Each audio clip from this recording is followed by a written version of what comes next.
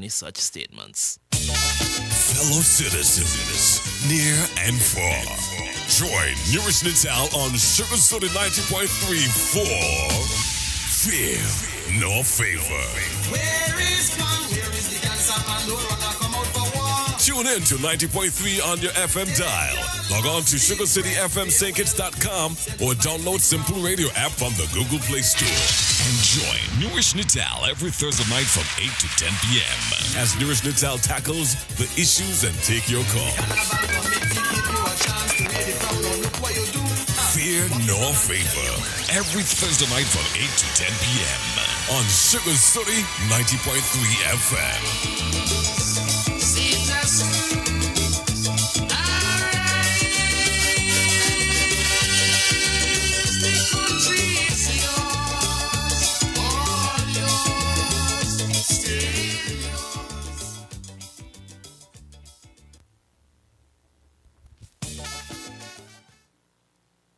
Good evening and welcome to Fear No Favor. And this evening I'm going to have with me one of our popular workers. One of our popular workers here at Sugar City in the person of Rankin. Rankin, welcome to Fear No Favor. Yeah, man, big up yourself, thank you. You know, big up yourself one time, you don't know. Feel kind of weird being on this side of the studio, you know. But yes, it's a pleasure being here, you know, with you, Nital. You know, I mean, your show is a very popular show, and you know, it's an honor to be a part of it tonight. Because I really want people to understand that we at Sugar City, we have the ability and capacity to do lots of things, and we need to be given the latitude to manifest that. Right. And I just thought that it was necessary for us to do a show together, and maybe even try to do this once every month. You know, tonight might be your time with me. Right. Next week or the next time around might be Lourdes' time with me. Yeah. Shaquille, Andel, and the whole works. Yeah, you balance. So, yes, yeah. we need to get into it. Right. Whatever area is comfortable to the individual, I would try to massage them along. Right. Maybe being the more experienced person with respect to this aspect of radio program.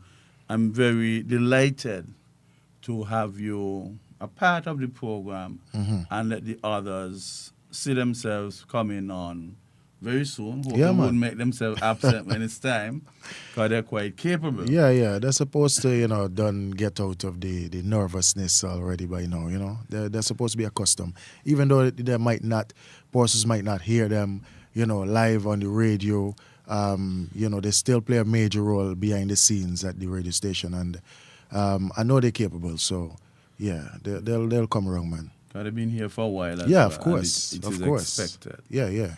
We will be taking up some socio-economic issues. We are going to take bird's eye view of the politics and just leave it where it is, unless we just need to touch on it on the surface. We don't want people to politicize the radio station and deny us opportunity to get the jobs done as we ought to, as a fairly young radio station. Right. We have the years, but we have the workers, them who are still, some of them still in the embryonic stages, and we want to encourage them. Right, that's true. Right? That's true. We'll just choose a topic. Sometimes I'll let you choose one, I choose one. Well, obviously there's a variety of stuff, you know, that we can touch on tonight, because being one of the persons, not just on the radio for this radio station, but also, you know, appear to the press conferences and so forth. And a lot of people, by seeing me and knowing me at the press conferences, they would ask me or give me questions. Nital, a lot of the questions them that I take to these press conferences is not for me, you know. These is questions going from people, you know. You know what I mean? I would have person message on my show because they know the press conference coming up or the table talk with the Prime Minister. So, and I will get messages in advance, you know, are you going to be there? I want you to find out this or find out that. But the thing about it is that it's not everything you can take, because some of them comes off as a bit personal. So, we got to be careful as to, what you can put out there as a question, and that's one of the things I just try to let people know. I would try to reason with them before, because sometimes it might be a simple whereby, you know, they did not get the info. The info might be out there, you know, but they didn't really get it. You know what I'm saying? And that is one of the things I just try to show a lot of places and people, is that, you know, you can't put the information on one radio station. You know what I'm saying? You got to put it on all. Yeah, maybe some of them feel, well, they don't really hear Sugar City sufficiently along this category of programming. And maybe the more we do is the more we would attract the necessary persons. I personally would make a request to the PM that we get some of the government's programs on Sugar City. We have the capacity to interview. We don't bully people. We massage them. We don't bully our guests. We massage them. Right. And likewise, we can take the little notch up with the occasional programs. And every minister should feel comfortable coming here. We had a lovely show last week with Genevieve Mills and the Honorable Sam Conda. Yes, and we have gotten good reviews with respect to it. And we want to continue along that line. We also want the police, law enforcement to come here and have some programs with us. Right. Because we are capable. We have people qualified here to do whatever we have to do. Exactly. And I don't want to, I better leave that, but I know we have people here very, very, very qualified to do what we have to do. And given the fact that it's a democratic country, I mean, you know, like, for example, Sugar City, whenever there's parliament, we carry it. Whenever there's a press conference, we carry it. You know, whenever there's a lot of things pertaining to the country-wise, independence and so forth, you know, we mention it, we carry it, we do play our part, you know, and we do these things, you know, to show people, well, listen, you know what I mean, this is for the country, not so much for the radio station. But in regards to what you're saying, you know, we get in our fair share of programs and guests, you know, from the government end. You know, that in itself supposed to show them, well, listen, you know, these people, you know, still doing what is required, you know what I mean, for the citizens, you know, like the major programs, government programs, parliament and so forth. And, you know, because we have our own listenership. Exactly. We have a wide listener, to be honest. Wide listenership. Very wide. People, you know, it's all part of the globe. People listen to this radio station, you know what I'm saying? Yeah, I get calls, I get texts, I get all kind of thing, you know. And I would have had the experience of doing a similar program on Win FM, on ZIZ, Frank and Candid. Right. Now I'm here. And the only thing you have to safeguard yourself against is not to cause a wager to get lawsuits by saying things that could be offensive and defamatory to other persons. Right. And we are guided. I mean, I think I might be maybe the only radio host who has a degree in law. So we know how to keep it on the straight and narrow. Right, exactly. So if we find somebody going off track, we can bring them back. And even if somebody would have mentioned something, in the court of law, they don't really want to know so much as to what you mentioned, but what you did immediately thereafter to defaming somebody's character. Yeah. And once you would have taken proper measures to dilute the impact that would have had, and then ask the person to take it back refrain at an instant, then we're good to go. We have nothing to worry about. We could still do with some things, a music festival, carnival. We just fill with activities. And it is only fair that we get our fair share. Yeah. This is one time when fair share is contextualized with respect to the government, the people on a whole, not just over and Nevis or anything else, but contextualized for the people on a whole. Yeah. Now, there was an issue when school opened, and you had something in the social media where a parent was complaining that the child was not catered for by the school meals program. Apparently, due to religious beliefs, the child did not eat certain content within the meal. And the parent was asking for the government authorities or those in authorities, relevant stakeholders, to ensure that that child would get precisely what it should eat. What are your views on that? Because you have many children who might have different reasons not to eat certain things and only eat certain things. What are your views on that? Well, that's a very ticklish situation. But, my views is simple and clear on that. I mean, the school meals program that is, supplied by the government, I would say that it's a blessing. It's a blessing, for many parents who might not be in a position to, give the child a lunch or money for lunch every day. In regards to the person, because I saw the article as well, in regards to the person suggesting that or asking, because to me it come off more like a demand, a request kind of vibes. You know what I'm saying? And I even asked this question. I asked you the question, Mr. Nital.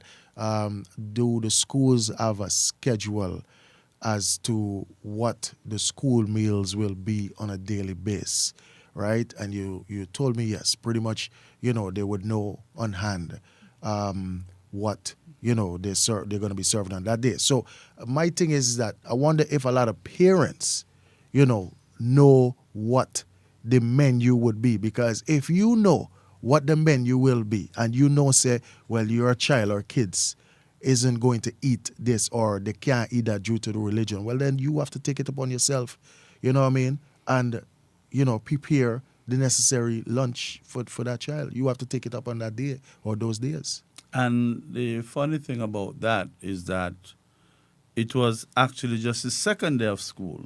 So you could not have established a rhythm with respect to what you're giving on a particular day for an entire week. Right. It will take a while, maybe 2 weeks, and then you say, well, Monday we'll be bringing soup, Tuesday cook up, next day rice and chicken and lentils. You understand? Right. And when you get the menu for those 5 days, you realize, well, my son don't like soup. Right. So if soup is on Thursday, I will have to find myself either letting him take his own lunch or giving him a little change so that he can buy his own, because they have vendors in the vicinity of the schools right. that would offer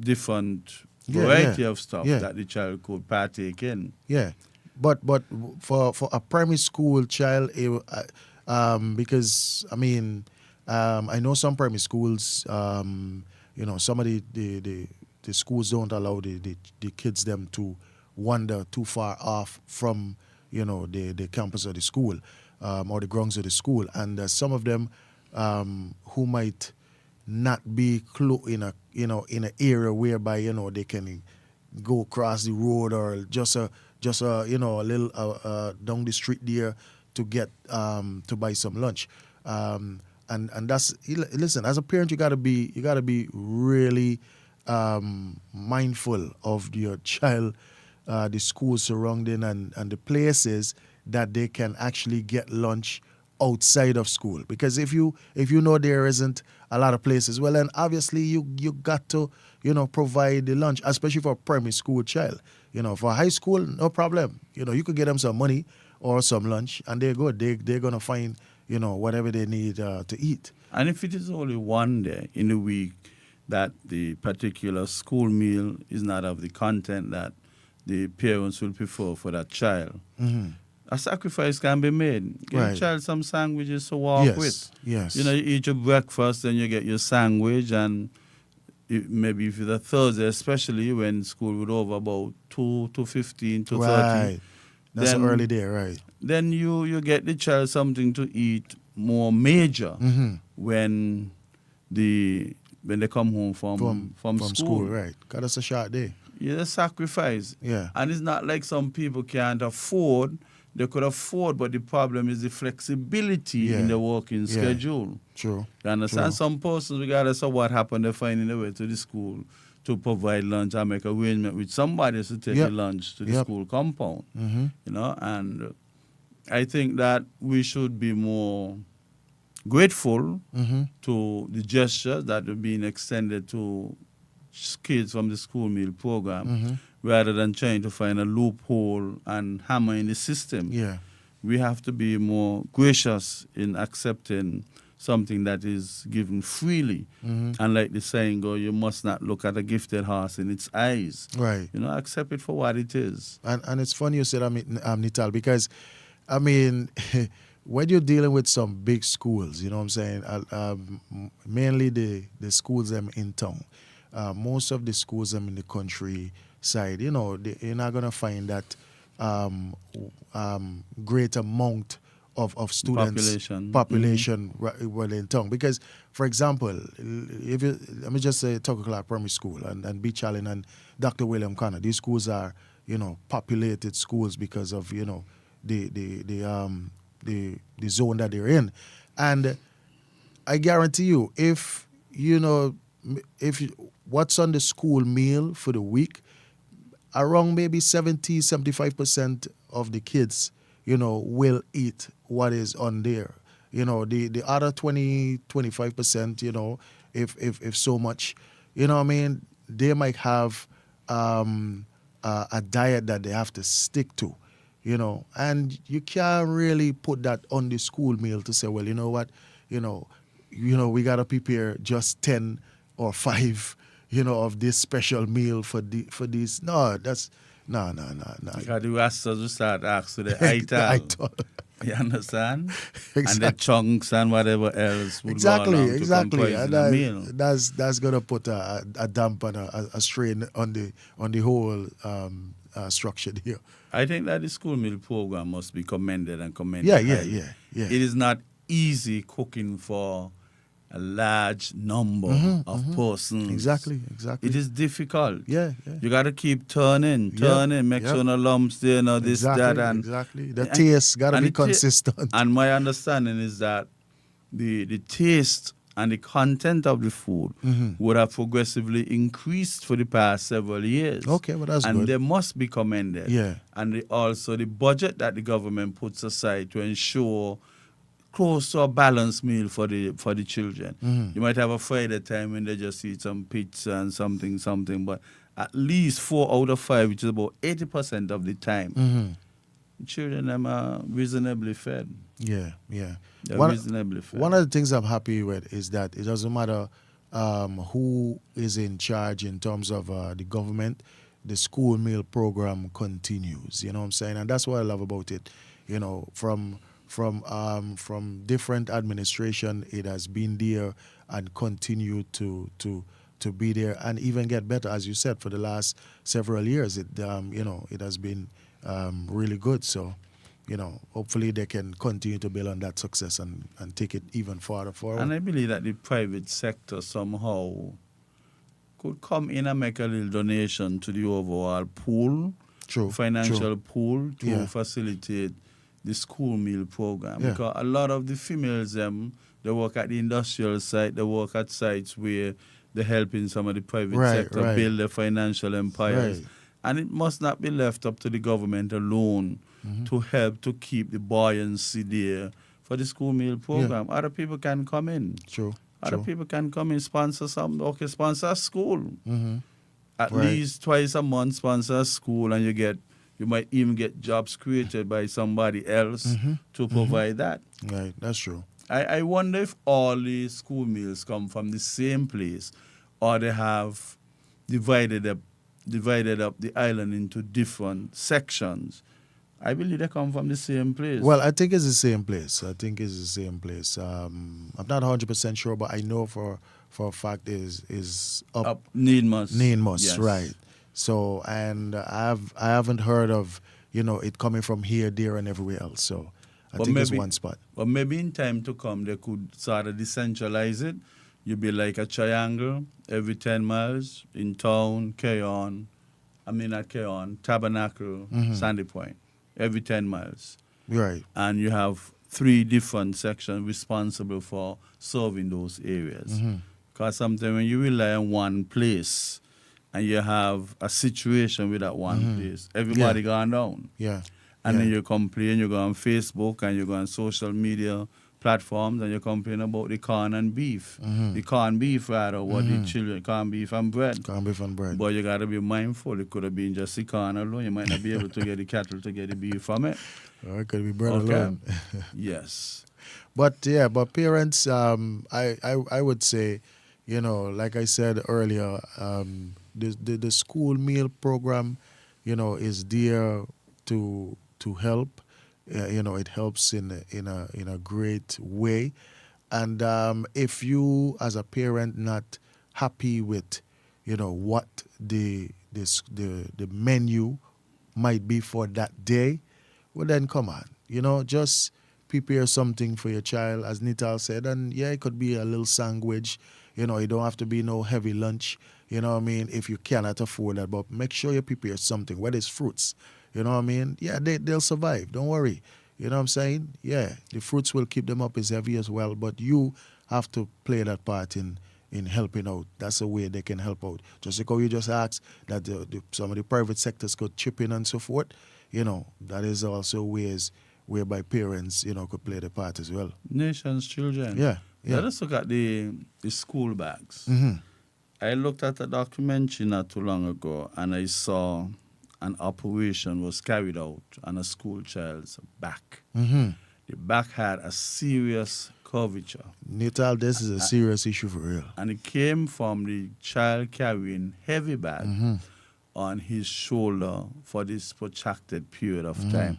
And I think that this is a very serious concern. Some of us taking it lightly, but when you hear the children them crying for the back, we just don't, we ignore them. Well, I don't take it lightly at all. Yeah, and I think that it is time that we look to see what can be done to reduce the weight of the. Some people tried the bought bags with wheels. Yeah, that's. And sometimes it's clumsy to clumsy, move around. Right. So they take the bag and they put it on over the back, and it's a little bit too much. What do you think about that? Okay, well, first, before going into that, I know of some teachers who would take it upon themselves to take some of the kids' them books, you know what I mean, and secure them somewhere in the classroom, right?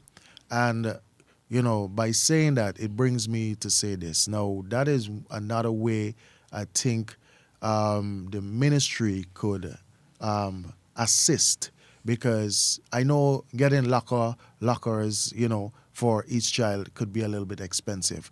But I think the cheapest way to help with that situation right now, if you can't afford the lockers for a child, is build something in the classroom whereby, the kids, their books, like a shelf on the wall, whereby, they can store the books. Because if you have exercise books and textbooks, my child, for example, you know what I mean, he is in grade 3. I'm not gonna call it school, but he's in grade 3, and I keep asking him. I said, where is the or ask the teacher, if you're going to get what you call it, the schedule, Timetable. the timetable, right?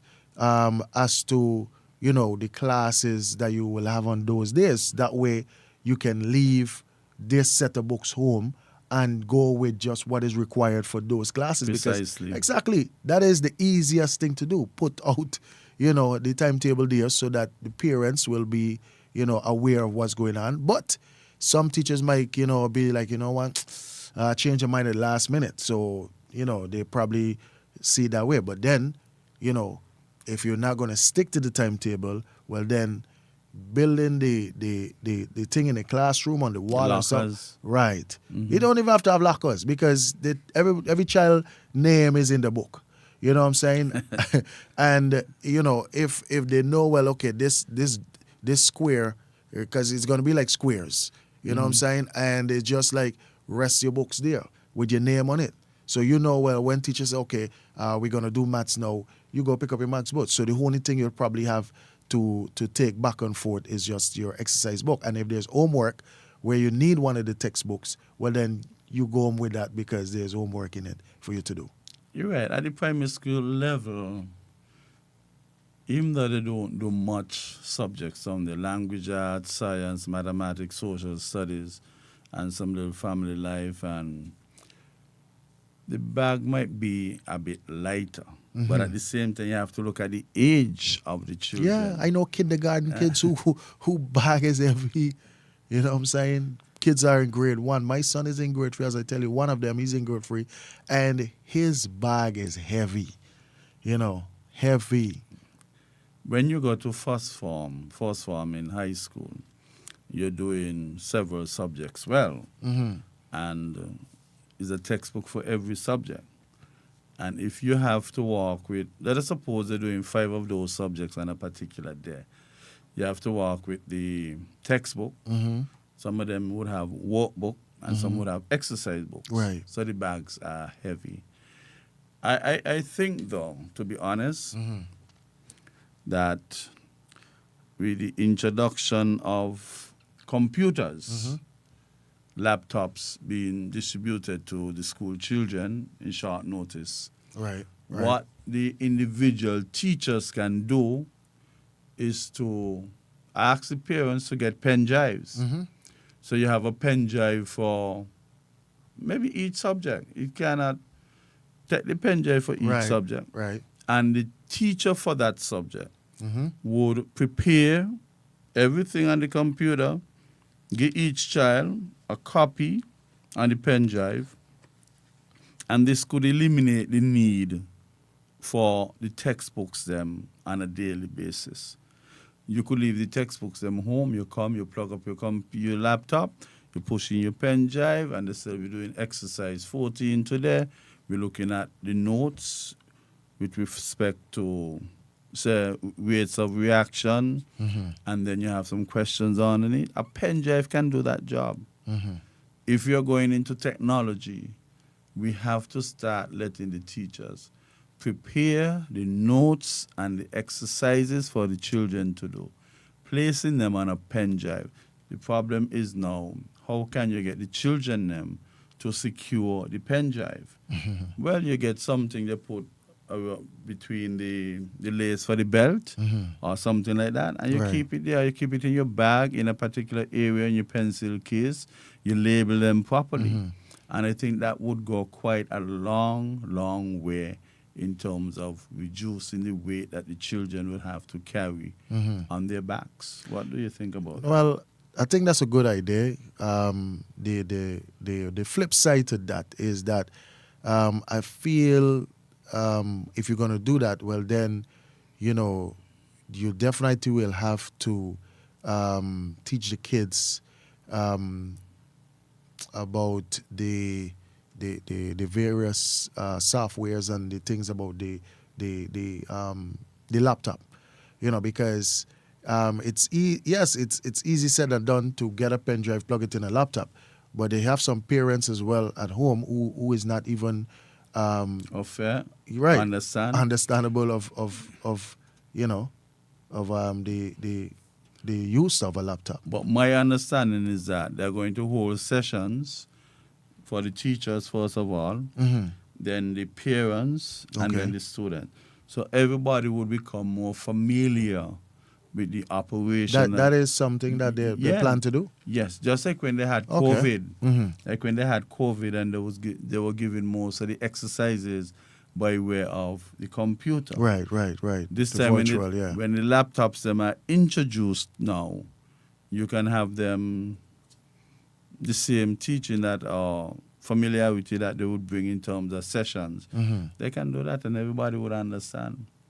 Everybody would understand. Because you got to take time out. Yeah. Children cannot be advancing in technology and the parents them standing still. Exactly. That's what I'm saying. You understand? Right. Yeah, because it'll be weird to know that, you know, a child is learning technology and bringing home stuff whereby the parents, you know, not even familiar or not even have a clue as to, you know, what to do in terms of if something should happen. Some of them don't even know who to call.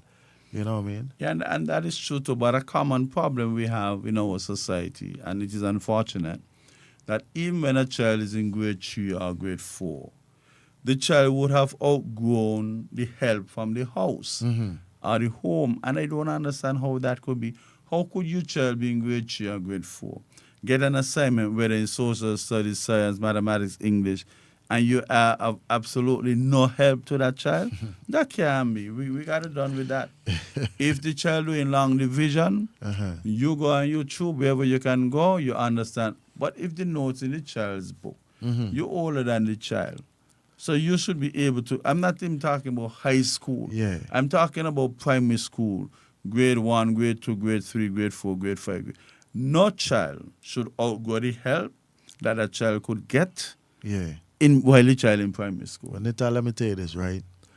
The easiest way to answer that, everything on the internet, everything on the internet, because the technology is so amazing that you could ask Siri or Google, divide 2,500 by such and such, and they will give you the answer. You understand? Everything is on the internet. I just 2 days ago, my girlfriend or daughter came home with some assignment, and it's like dry and stuff, like birds and fish. Mind you, me, big time dry, What I did, I go on Google and I type in how to draw, the things that she needed. And they have the sketches. And what I did, I look at the sketches and I just watching it and I draw basically what I saw. So there must be the willingness. Right. And apart from the willingness, you must have the discipline and you must organize yourself. Yeah. Some persons do not have a schedule as to when they are going to support the children with the academics. The children them come in and out, and only when time for report, they look on the report and they see the mark that the child would have gotten. You have to, some people come to bring people to my classes, and you see a report, they look very awful. And they want to kill the child with licks. I said, let's sit down, let's have a discussion, hour and a half discussion. Your child has a study schedule? No. I said that's 90% of the problem. Right. Because if your child doesn't know what he or she is doing 3 o'clock on Saturday, or 11 o'clock Sunday morning, or Friday evening at 6:30, Right. you don't have any schedule. Right. And then you want to beat up on the child. Yeah. You're not finding time to sit by the table. Even at a time when the child would have gone way beyond where you could help. Yeah. Sit by the table, knit something, do something with the child. You don't have the child by the table doing work and you're on your phone, Yeah. with your friends and family members. It is ridiculous. Yeah, you got to show the interest as a parent. You have to show the interest and be on those kids, or the child 24/7. You kids right now. I mean, you have to ask them. Every time they come from school, you have any homework? Some of them you might know them that me kind of trust the answer there. Bring your bag. Let me check the books them. Secondly, all parents supposed to have the contact for the teachers.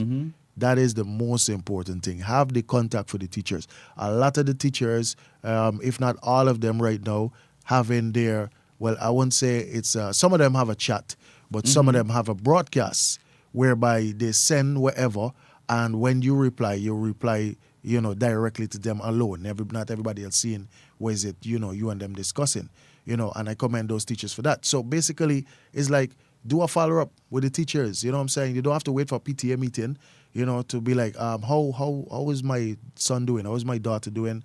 You know what I mean? Could you give me a feedback as to what I asked if any homework and, he or she said no. I'm just, trying to follow because I know he's very sneaky of getting out of doing homework. You know what I mean? You have to know your child. You know what I'm saying? You have to know when they're lying and when they're telling the truth to make sure that they get the work done. Otherwise, you're gonna be disappointed when you see the results if you ain't put no focus in them. And you spoke about the timetable. The parents should be aware of the timetable too. Yeah, of course. Some parents don't know a thing about the timetable, so they take up all the children books, pack them in the bag, and run them off to school. Yeah. So in books that they're not going to use on that day. And even the child trying to say, I would not need this. Look, leave it in there and you can get out of here. You understand? Those are the attitudes. Yep. So the child knows. Because children, you have to be careful. They know what they're supposed to be walking with. If you bring them up that way, it would be easier for everybody. Exactly. That's so easy. You just plaster that on the fridge. You make an extra copy or two, plaster it on the fridge, put one somewhere else whereby, everybody could see it, and know, well, all right, this is what is what. And you're right, what you say is true because parents have to be aware of the timetable. But the problem is, a lot of the schools right now don't have a timetable. So, and that is something I want them to rectify, to have a timetable out there so that it will help with the kids. And the heavy bag, I tell you, this bag's heavy. The problem is, Rankin, and I've got to be honest with this, you have some head teachers around, they're not too much into mathematics.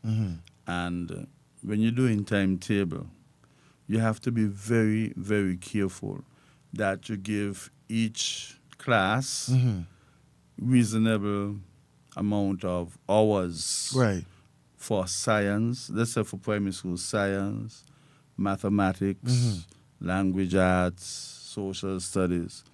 But the funny thing about that, you have some teachers who would do the work prep because they have to say what they're going to teach the children. Right. And after they would have presented the work prep to the head teacher or the subject head, they don't follow the work prep. There was a situation in a particular school where the teacher had lovely work prep, and then when it come to the test of standard exam, the children them did poorly in mathematics and science, only to find out when they check out the children them notebook, as much as the teacher would have had the work prep for the maths and the science, she never actually go to the class to deliver. She delivered what she was comfortable with, the language and the social studies. Right. So even though the work prep was examined and ticked off everything, the work was never delivered to the children. If they were supposed to be delivered 20 times, maybe she delivered maybe 3 times, 4 times, 5 times. So the children then fell back. I know this test of standard, everybody getting the same exam. So they would know to what extent that particular teacher would have done the topic, covered the topic with the student. Yeah. Okay, but you said something, in the midst of that deal. Now, I know for the primary school, I might be wrong, but I think for the primary school, it is different from the high schools because with the high schools, right, you basically have to go to different classes, like literally walk to the next class. But with primary school, isn't it the kids in the same class The same being class, taught? same teacher. Right. So then for the primary schools, the timetable situation, even if they're not that skilled with working all the time, as you said, I understand working all the time for each session. You know what I'm saying? I mean, you is the teacher for that class. You pretty much should be aware of, all right, you know what? There is 6 hours schooling, from 8:30 to 3. You got about a break and you got an hour lunch or whatever. So you must have, for the first hour or so, we're going to do this. Then you have your break. Then, well, all right, after that it's maybe another hour before lunch. So then, set aside, right, and be like, okay, you can teach 4 or 3 different subjects on a daily basis. And I'm talking for the primary school, because... I with you, but there's a problem that you need to realize, Rankin. Even though you have one teacher teaching the 4 subjects, in language, arts, social studies, science, and math, they might prepare the prep and give it to the head teacher. Right. But when they go to the classroom, nobody policing them to see what they're actually doing in the classroom on that particular day. So a teacher could come, brilliant mathematics thing, science, but then for the entire week, that teacher might not have delivered neither maths nor science, despite submitting the work prep to the head teacher. Because remember, when you're teaching in a primary school, you're alone teaching all the subjects. Right. Sometimes you might find a teacher would have a particular weak area. She might be good in language, art, science, right. but not good in social studies. Right. So you're now going to deliver on your strength. And people not realizing that you're not covering the weak areas that would be inherent with you. Right. And that is why I think that head teachers need to, and deputies, need to walk around the schools. Patrol And, is the teacher, and look at it. We're going by grade 1 today, where she has done this for mathematics. So let us see them deliver what they would have written down in the work prep. You know, and the thing about it as well is that they're not versed in every area that they teach. Right. And that is where they put. The time is okay. Yeah. They put in time. But at the same time, is whether or not they're delivering the content they have in their work prep. So then, if and that in itself could affect the performance of the entire school, because as you rightly said, and that's a hard task for a primary school teacher for that one teacher to teach every different subjects, and then one or two might not be their strong suit. So basically, what you know is what the kids will know. And that no, you're right. Right. And how deeply you go into that right. is how deeply the children right. will understand. And that's gonna affect their grades, because you're not that strong in that area. So then as you said, the head teacher, the deputy teachers, they need to be more on the ball when it comes to that. Make sure that these teachers get the necessary schooling if necessary, or if you have to get another teacher to be like, oh, you know what, we're gonna switch this time because this is your strength and this is my weakness. Or that's an excellent idea. Yeah. Because what really happened is that for several years now we've been asking the government to get some math specialists to go around. Okay, let us suppose they choose you to be a math specialist. You're not confined to Dr. William Connor. You're not confined to St. Peter's. Right, you just go different places. On Monday, I have two places to go. I have to go St. Paul's, and I have to be by Tucker Clark for these periods. Right. Tuesday, I might have to be by Beach Allen, Molyneux Primary. You understand? Yeah. You need specialists because somehow the math is not being delivered properly at all times in the primary school, because some teachers are not versed in delivering the maths. So maybe it's time we get specialists to move around, and we'll get, because this thing would be manifested by the time they reach fifth form, where I think we get a very low percentage math this time around. Yeah. It starts from the primary school. It starts from the primary school, of course. So we need specialists maybe in the English and where most of them would be able, sometimes you say most of them would be able to teach you English. But the reality is that we have not always conformed to the standard protocol of employing people as teachers. We have politicians. Politicians would have their supporters. Somebody might not be qualified to teach. You understand? Right. But then you send them there still because it's like a payback. Right. Or you feel the person would take the initiative and advance themselves. I know somebody was teaching by a particular school, and they didn't have the requisite to go and teach at the school. Right. I had a daughter was going to this particular school, and she came out one lunchtime with her bag, and I said, no, usually she wait until 3:30 to come out with her bag. Right. And she said, Daddy, I'm not going back to that school. And I asked why, and she opened her book. And the teacher wrote, children like to write stories. Right.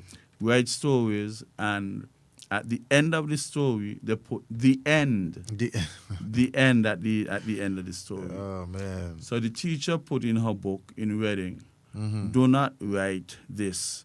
And the right was R-I-G-H-T when it was supposed to be W-R-I-T-E. Oh, okay. So the child decided she's not going back to that school. Right. And I didn't force her to go back.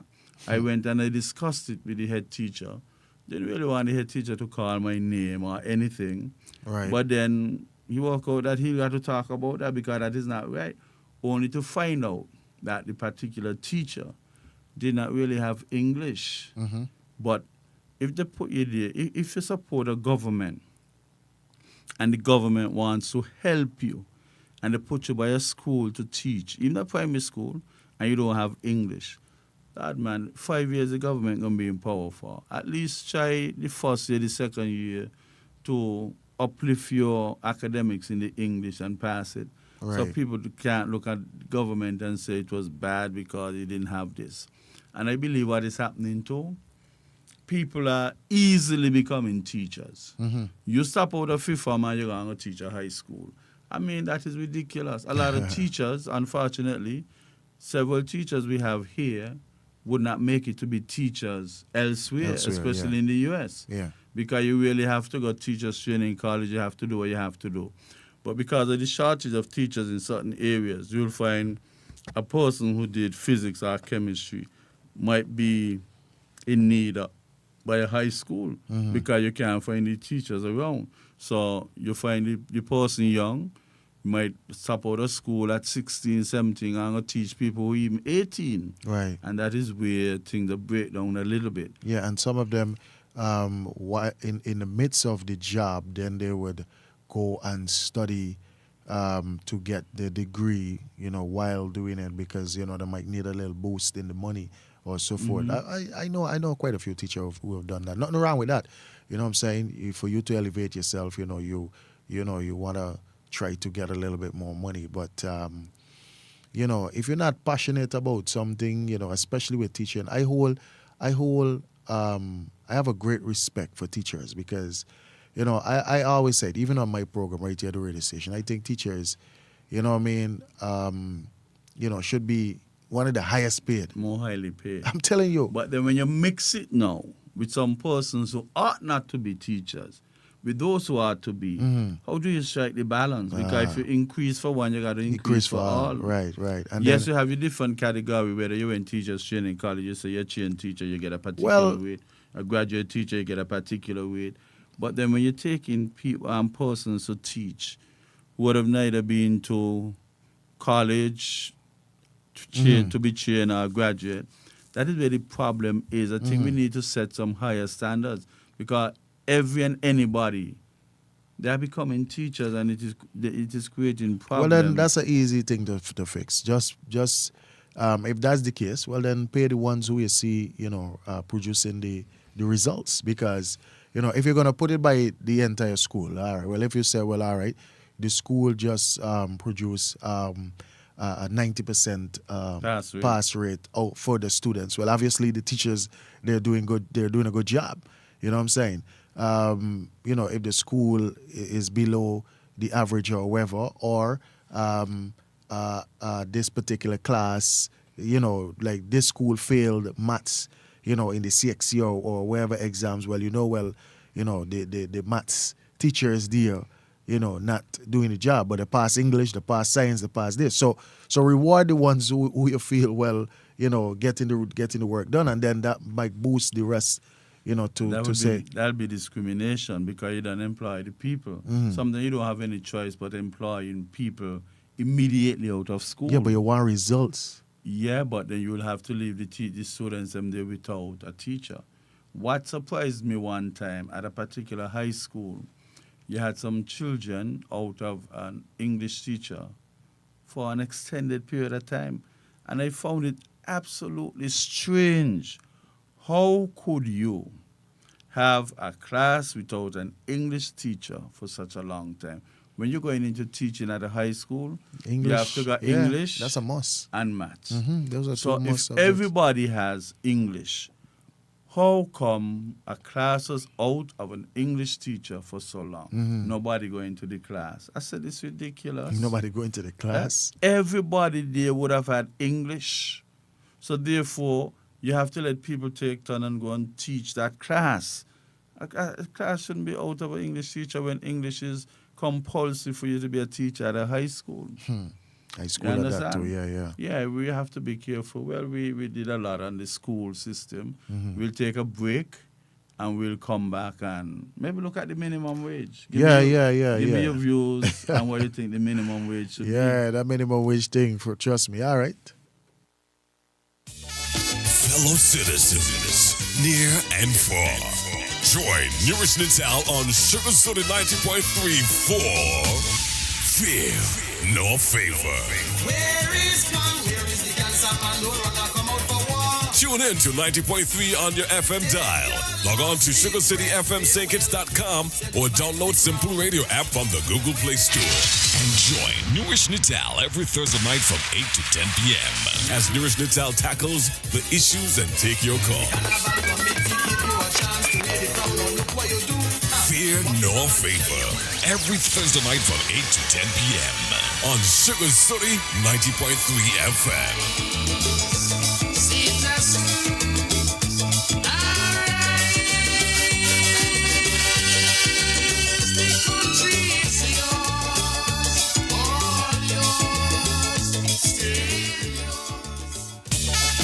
Fellow citizens, near and far, join Newrish Nital on Sugar Soda 90.3 for Fear No Favor. Where is man? Where is the cancer Pandora come out for war? Tune in to 90.3 on your FM dial. Log on to SugarCityFMSankits.com or download Simple Radio app from the Google Play Store. And join Newrish Nital every Thursday night from 8 to 10 p.m. as Newrish Nital tackles the issues and take your call. Fear No Favor every Thursday night from 8 to 10 p.m. on Sugar City 90.3 FM.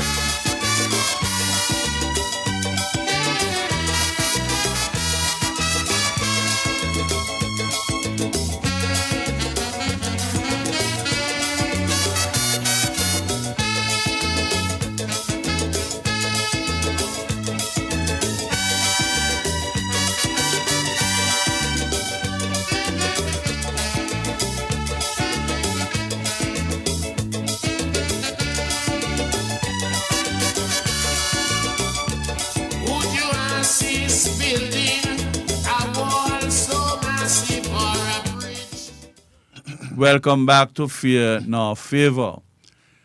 Those of you who are looking for us on Facebook, that is something that we would soon be resolving because Facebook is an extremely large platform, and that is where most of our listenership, viewership can be as well.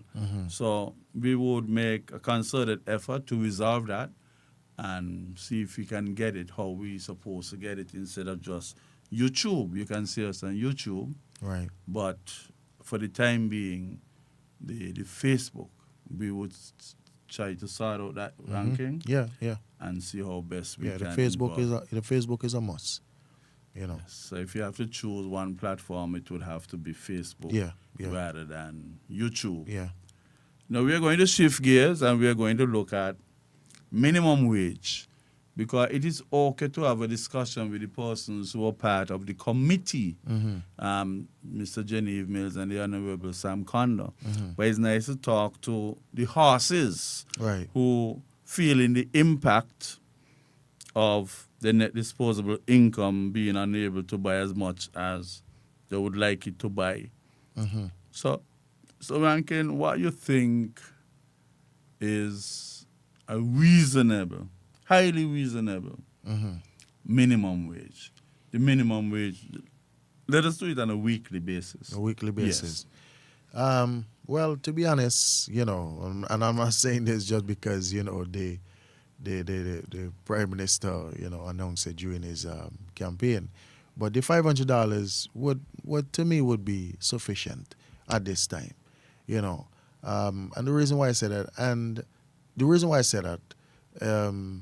is because we all know that, you know, things are going up, skyrocketing up, you know, as quick as possible.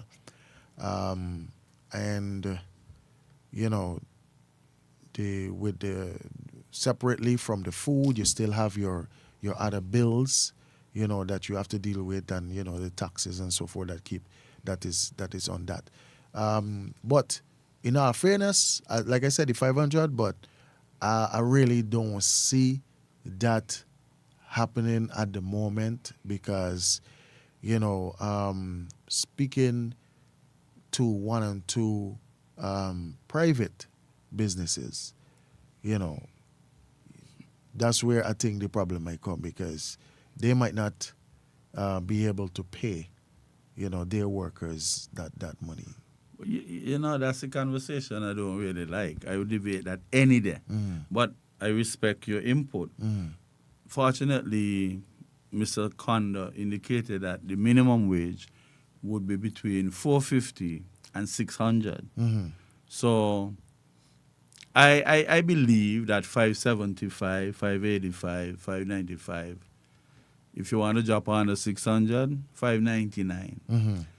I think that can be highly reasonable because some households would have two individuals in there working for minimum wage. Right. So what you can buy, your madam would be able to supplement and buy. And get it, right. But what about when you're dealing with a home with a single individual getting the minimum wage? And if you put yourself, let us put yourself in this situation. Let us work on a hypothetical example. If you get $550 a week, right? You don't have to outline, but time you done pay various stuff. What savings would you be able to effectuate? How much of that you think you'll be able to save on a weekly basis? It's not going to be a lot. We said $550, right? $550. You might lucky if you get to save $150, to be honest. You know, $200, yeah, might, but you're lucky if you get to save $150. Because like You President, got the basic utilities, and we're not going to live any dog life. We want And the cable, we want the internet. And you yes. said this is one person. This is one person or a household. yeah, Okay, one okay. person. All right. We need the cable of our internet. You have electricity, you have water, you have your food bill. You understand? And how a tin of milk is No. $7.95? With the carnation milk? Yeah, No, four No, something. man, You need to go back check that. No, the little carnation milk. The little thing? The I'm tin. talking about the big one. What big one? The big carnation milk like that. What? $4.95 for that? Yes, 4 rams. I think I was like $4.50 or so, something like that. That's because I shop there, so I know the price there. How much for a sardine? The last time I checked, they had they have like 2 for 8 something or 7 something or something like that.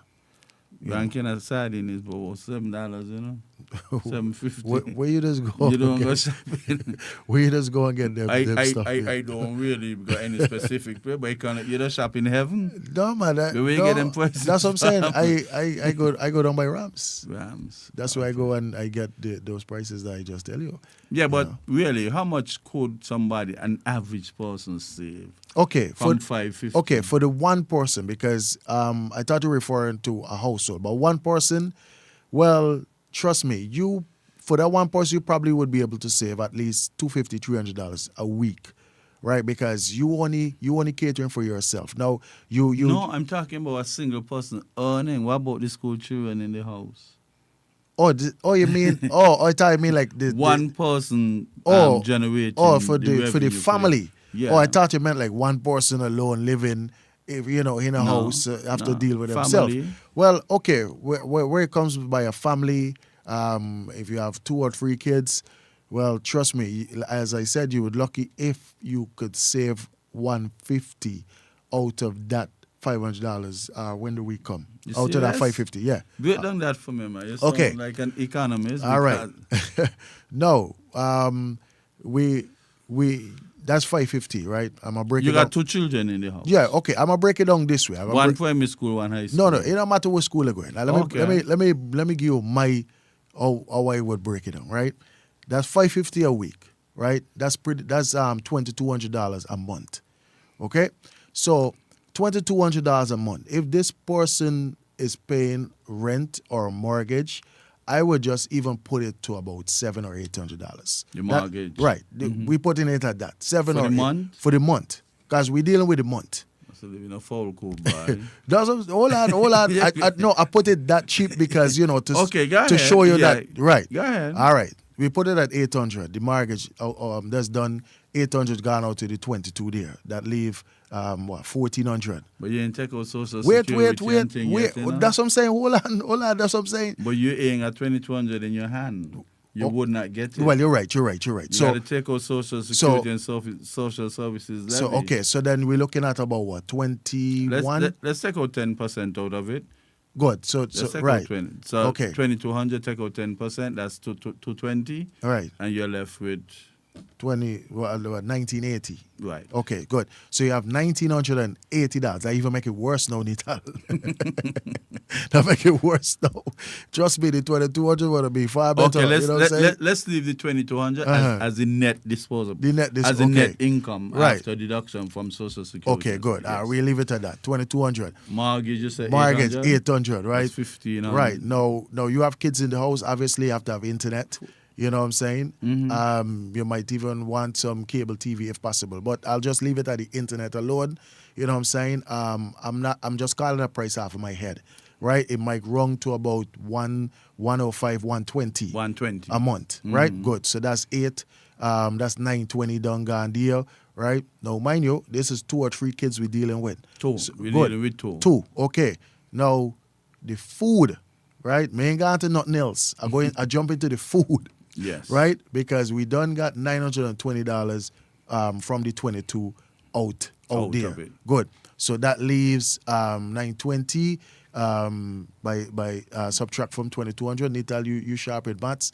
That would be what? If you take 920 and you put on $80 under, that's 1,000, right? And then you left with 1,200. 1,200, good. So then $1,200. $1,280, good.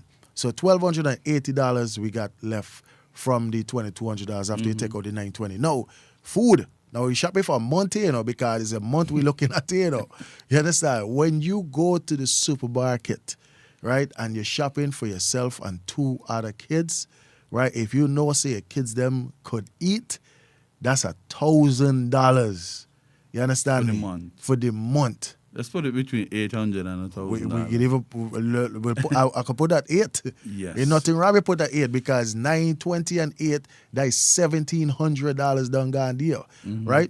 No, this you still got to factor in the if you have a trans, you have to put gas in that for the month. That might be another $200 gone there. Even if you got trans, You ain't talking about electricity. hold on. Right, and this is just rough calculations, what I'm saying? So now, here it is now, you might have a trans, you might look at maybe $150, $200 a month if so much for gas. If you don't have a trans, that money is still going into bus fare. Bus fare. Right. So it's the same thing it boils along to. It might even be a little bit more for bus fare because I have 2 other kids, you know what I'm saying? But anyway, we put at $200, right? So that's done because I put the food at 1,000. You might lucky to bring it down to about 800. You know what I'm saying? So, and we did bring it down to 800 actually, made it 1720 plus the $200 either for the gas or transportation by bus or other means of transportation. That's 1,900 deal. So you got pretty much Got 300 left. 300 left, and here comes the electricity, here comes the water.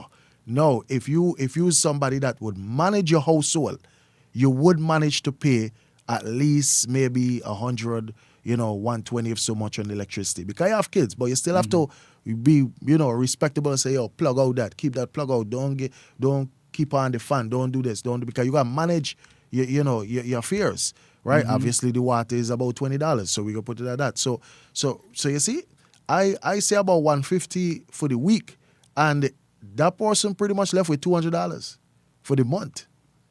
The snacks, remember the children, they need snacks See to that? carry. But they don't buy apple, oranges. You need snacks. Yeah. So basically, one hand cannot clap. One hand can't clap. Cannot. So you either get married Yeah. Yeah. and got a wife. Yeah. But like I said, but before you go there, like I said, that's if they're paying rent or mortgage. They might not be paying that. So that $800 or that $700 that we put for the rent or mortgage, that could go out as a savings for other things. So what they doing, squatting? Well, I mean, You either pay rent or mortgage. not everybody. Some people lucky, to do what? To But we no, talk about the average person. right. Well, the average The person, average right? person. So that's basically it. You know what I'm saying? And we just use that at if the minimum wage would be $5.50. For those who tuning in and listening, we're speaking on the minimum wage, and we just put a roughly thing that if it were to be $5.50 a week, and one person have to deal with a household of 2 other kids, in that household, we just put a rough thing as to how much they will probably spend and how much they probably might be able to save out of the whole weekly or monthly, if that be the case. And you could imagine what would happen to single mothers. Man, I'm telling you. Single mother homes. Yeah. A single father home is all right, because we ain't going to collect any child support from the female, even though we should. Right. But... Right, and when it comes to ladies, they want the home decorated, you know what I'm saying? And, they want to be comfortable. Let me just put it that way. They want to be comfortable. They want the kids to be comfortable. And, it's always, going to take more out of them in terms of money or finance, if I want to put it that way. So no savings, really. Yeah, basically no savings. That's how the system set, Nital. That's how, watch out, the system set to take at least 80% of your salary. That is how it's set. Anybody, they don't have to believe me. You check it upon yourself. You understand? When you get paid, you work out how much is it you paying these bills, write them down in a book, calculate them, and you're going to see how much you get left back for yourself. And it depends on the time of the year. Right. Because if it is Christmas, that's even more money. You got to get yourself some Christmas stuff. Yeah, that's more money spending there. And if you're a female, the father them not bringing in anything extra. So you just have to look at it as if you had some deadbeat father not contributing. Yeah. In order to get a more realistic perspective of how those female single parents would have to So it is rough, and given the fact right now, as things skyrocket, even gas, gas price going up and them thing. The food is a major thing. You know what I mean? You got to eat to live. You know what I'm saying? Yeah. So Yeah, it includes the gas bill. and they include the gas bill. You know what I'm saying? That's smart cylinder. I as a Stone Age youth, I would knock up a coal pot, you know what I mean, and put a pot out there. But how many modern, parents, have that skill to do that, or even would have the courage, to do that? Because some people shy, they ain't gonna want to see Right. they're cooking. Nobody see they're cooking out in the backyard, or you know what I'm saying? Not me. No. I grew up in the Stone Age. I could think a coal pot. You know what I'm saying? I come from kerosene stove. The kerosene oil, the stove where you got the burn. Right. Once you don't pass through certain things, right? You could make certain things happen. You know what I'm saying? You can make certain things happen. How about they bought the gift, the bikes for the little boys? Well, Remember boy, godparents saying like how they used to be once. I know, You I can't know. find them, Yeah, you can't. They're going to hide, but they're going up in heaven amongst the clouds. It's crazy. It's crazy, and that's why it would be real difficult for one person who have to deal with a household of 2 or 3 kids in that house. Food alone, clothing, man, come on. Books. And it's not like you're gonna buy clothes every month, but you still have to have Spread money it in out hand. the year, whatever Right. you think, spread it out. Exactly. 12 months. Yeah, you still have to have money in hand for when these things arise and you have to get them. So it's not easy, man. It's not easy. So we put the minimum wage at $5.50. And that seems that still in sound like a lot. And we didn't even deduct no social. We just We just use it. we just use that. We just use the whole thing. You know what I'm saying? We didn't deduct no social and no other levy or anything like that. So then, since we did it like that, and we did not make any deduction for social security and social services levy, I think that maybe whatever they do, the net income should be $5.50. Yeah. So whatever adjustment you have to make. Yeah. So Yeah. what is the subject? 8.5%. Mm-hmm. You say, well, $5.50 would be this percentage. The Right. 100% would have to be such so that you end up with $5.50 $5.50 in your hand. Right. Now, Right. $5.50 ain't got any flexibility. Ain't got no flexibility. Nothing supposed to come out of Nothing that. supposed to come out of that. Only where you need it. Only where you need your household or your family Right. to come out of that. That coming in your pocket. That coming in your pocket. So, trust me, it is gonna be. It can work. I don't see it to be a very difficult or hard task to do. It's just that, like I Why said, you don't see it as difficult? $5.50? the $5.50, because like I said, and you made your stance on it, and I understand, but boy, trust me, honestly, I don't see, but how would you advise the private sector to go about, to say, well, you know what, yeah, you guys have to, come up to this level, because for example, if you have a restaurant and you realize, well, because if things rough here, it rough here too, so it means it is a circle, it rough all around, so which means less people might be going out to eat, and they might decide to cook more at home. You know what I'm saying? So there it is now, some business, might Our culture is a lazy culture. We prefer to go buy food. I know maybe about that. The average person would buy food at least 3 times a week. 3 times a week. I agree with you. With that one. About 3 times a Yeah, week. yeah. We can see ourselves going to the stove and waiting until the food done cook, turning the pot, seasoning up the chicken, seasoning up the meat, when we could go and get it already done. Okay. No, glad you say it that way, right? Because I was going to use that theory as well too. But glad you say it that way. So now here it is now, Nital. You're a restaurant owner, right? Now, you're paying, your staff, maybe let's say the minimum wage as it is, or maybe $400 a week. Yes. Right? Weekly. We're just using that rough calculation there. Now, pretty much a lot of business owners would not, let the staff know the other, the hangovers or what they have to deal with, to keep the business afloat. A lot of them don't do it. They keep it to themselves. Some of them do it, advise the staff, well, this is what and what and what and what. Some of them would let them know this is the intake for the month or, the quarter, the year, or whatever the case may be. No, here it is now. Now, the staff might not know that you getting it a little rough, but they're seeing that, you still managing to pay that $400 to them every week, right? So here it is now. The minimum wage, goes up.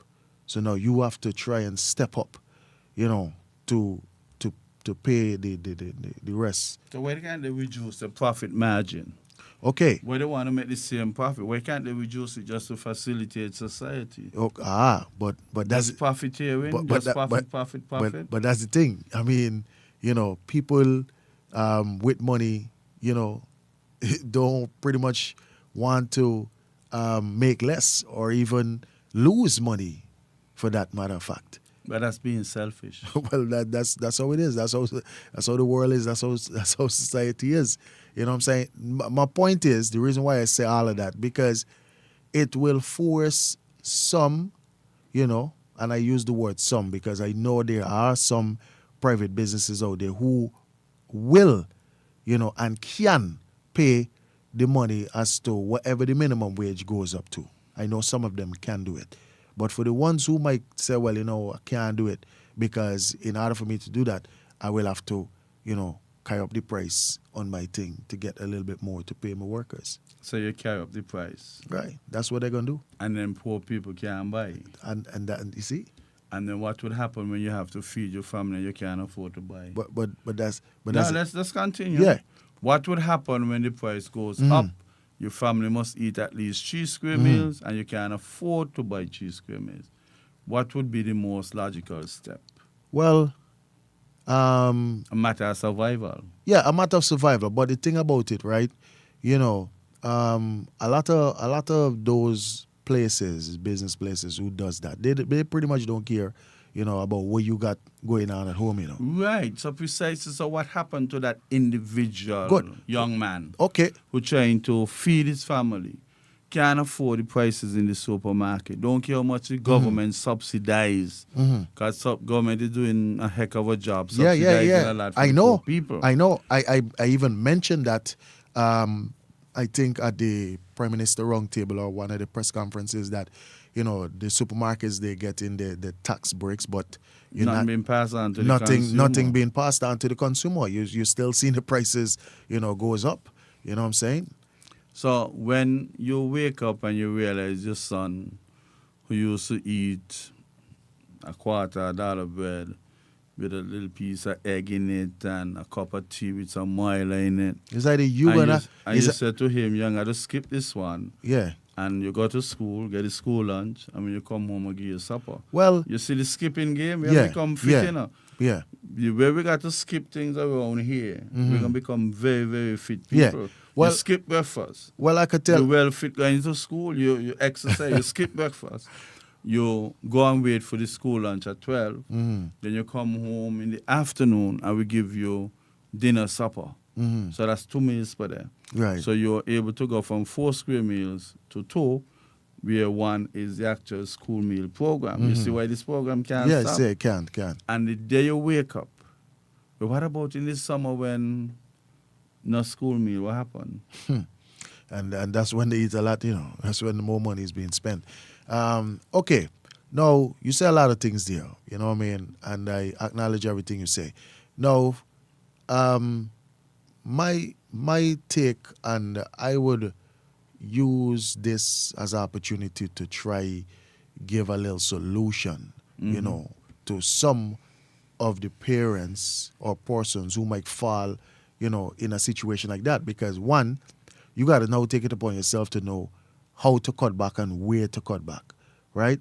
2, if you know, say, you're custom shopping at this supermarket and you see the prices going up, you might gotta take it upon yourself to check the others to see, shop around for the best prices. To save a penny. To save a penny. Penny pinching, you Right. call it. No, a lot of people don't have the patience to do that, but, you know, those are some options that some people can do. Secondly, if you have yard space, you know, try to plant one or two things, herbs or whatever, you know, that you might need to help. You know, green peppers, whatever it is you can plant up. The little things that could help, you know, from you got to go and spending that money, because right now I plant up one or two things in my yard, you know, because, yeah. When the child wants a new book, you could pick a book Don't off. worry, You that's could pick a book off the tree. yeah, but that's different. That's different. So Not now, just trying to show you right, what right. could happen, but at least you're helping. Right, exactly. But because by cutting back, by doing these things, by cutting back, that little extra money they know will give me, you know, the book. Mm-hmm. You understand? Because I don't shop around for the best prices at the different supermarkets, because I realize you getting a little bit too expensive for me. You know what I mean? And you're supposed to be my supermarket. You know, just because you see this little minimum wage gone up or this little raise, you decide to carry up your price. You're worthless. You know what I'm saying? You're very worthless. You know, and I've noticed this, you know.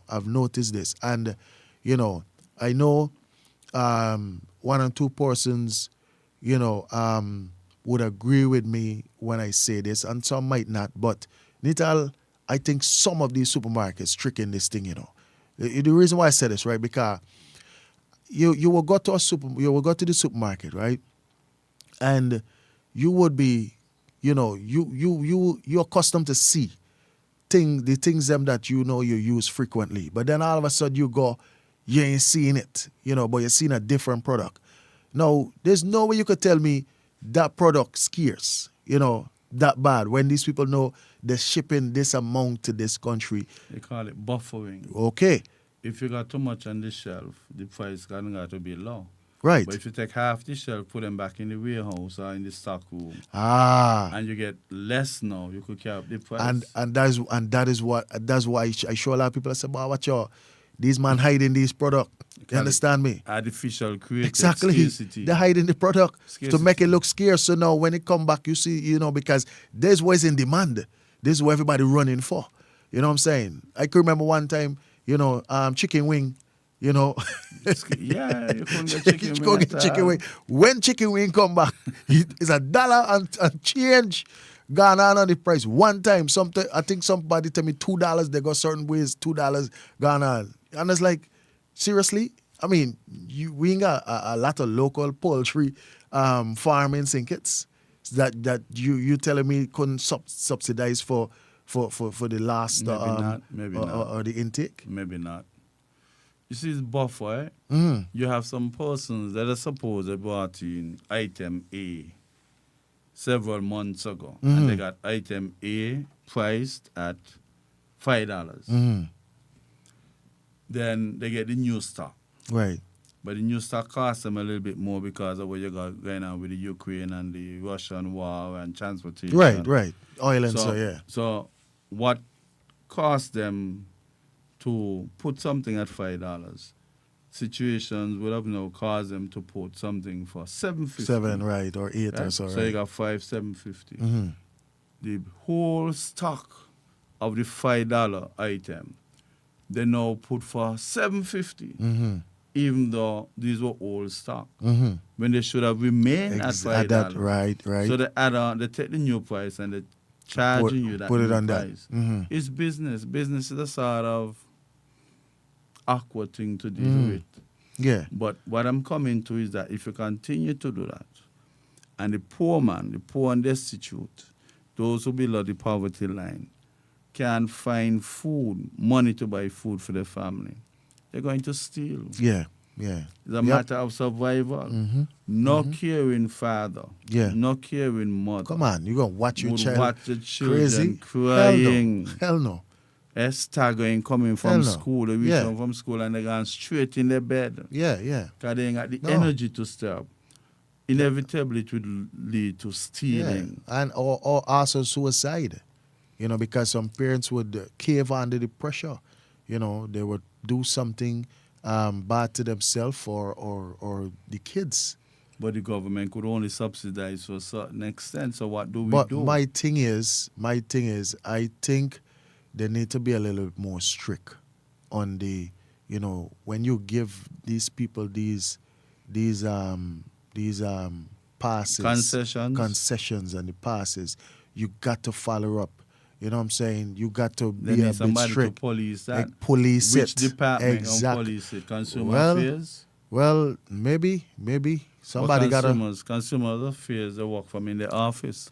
They need some field officers. Well, if that's the way they have to take, because you can't come on, you can't get in tax concession tax breaks, all the time, and the people in seeing the trickle down effect by saying, well, yeah, but okay, all right, we seeing the prices them going down a little bit, or they're stagnant, you know what I mean, at that price. Don't carry it up no more.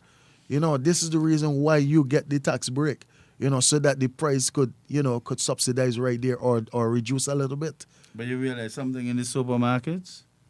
The item remaining the same in volume or quantity, but the price going up. The price going up.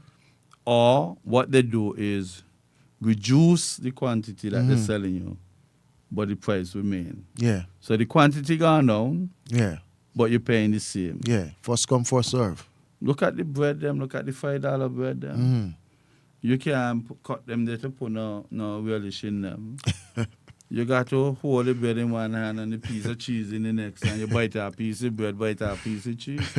No room inside of the bread them anymore. Well, in terms of the bread, there's different bakeries. So different bakeries, because I know you can't be speaking for all the bakeries. An average. An average, good. So there you go. So you used to take the size of the bread you used to buy before. Is the size of the bread smaller for the same money? Any bakery you want to look at, tell me that they have not disadvantaged poor people in the past several years. Any bakery. Well, if you're talking about pastries, they're much smaller. Yeah, I know if you're talking about prices going up and the stuff reduced. Yes, I've seen it. Raisin roll used to be $2.50. I've seen it. Now it's $4 and $5 for a raisin roll, and the thing them getting Nital, smaller. I can't tell last I eat a raisin roll, because every time I go at a bakery and I see the price, I was like, no, but I know. You know what? Just give me rather than me buying a raisin roll for $4, I might as well take down by $2 bread, because you know what I mean, I got a family to feed. So and this is what I'm talking about. You got to know what's important and cutting back, because here it is now, you're gonna buy one raisin roll for $4 when you could get $2 bread that could feed your entire kids and yourself for maybe a day or two. Depends on how much you eat and how you have to cut the bread. You know what I'm saying? So you got to make some serious decisions as parents. And the meat kind. Yeah. I'm telling you, because right now I know a lot of people just shop smart, because some persons, they will go, back they will go and buy the drumstick separate and the thigh separate, But now people buying the leg quarter and cut it. So you get your drumstick and your thighs. You know what I'm saying? So you gotta know, because the leg quarter, it's a bit cheaper than the wings and the other stuff. Now I know some persons tell me about they can't tell me last they had some mutton, or they had some this, they had some that, because they're afraid the price, they can't. You know what I'm saying? It's expensive. But the wings them, they're cutting them in two. And they're telling you 6 wings. You know what I mean? They cut a wing into and they tell you that's 2 wings. That's 2 wings. I believe somebody should really take these people to court. No, serious. Somebody should get cameras, go, check the prices, call for 6 wings, and when they give you the wing them cut into, the 3 wings for 6, you take the matter to court. Yeah. One of the things I used to question when they go to a restaurant and they say, they have buffalo wings. I was like, buffalo wings? I never see a buffalo with wings, or even if they have wings small, like a little, half a drumstick from a wing. And it's like, yo, stop calling this thing buffalo wings. You know what I'm saying? It's a chicken wing you cut in half. Just make it clear. You know what I'm saying? But that's unfair, though. It is unfair. It is unfair. You're ill-treating the customers by Yeah. cutting 3 wings in two and tell them that 6 wings they have. And you have to pay $16 or something like that. Meat kind parents now got to put 1 wing on your plate with your rice and lentils and a little piece of cabbage here and there. Yeah, well, it's got to cut back. Yeah, you got to cut back, or as I said, shop smart. Shop around for the best prices, and that's something, because when I have consumer fairs coming on my program, that's one of the things they would say as well.